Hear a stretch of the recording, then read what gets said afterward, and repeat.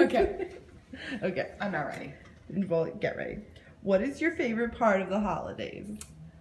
I have to say my favorite part of the holidays is, getting your family together and seeing people that you may have not seen all year and just being with your loved ones. What is your favorite Christmas movie? My favorite Christmas movie definitely has to be Elf. It's a great movie. And why? It's my favorite movie because it's lighthearted, it's funny, but it's still got that sentimental Christmas. What's your favorite Christmas song? My favorite Christmas song is definitely All I Want for Christmas Is You by Mariah Carey, because everyone always knows the lyrics and it's a great song to sing to.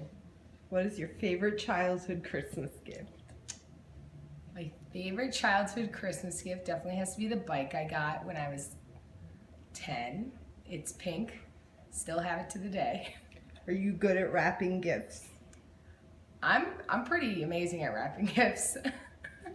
Do you have holiday traditions? My holiday tradition is just my immediate family at my house. Just my brother, sister, parents, and my aunt, and we open up one gift on Christmas Eve. That's our holiday tradition.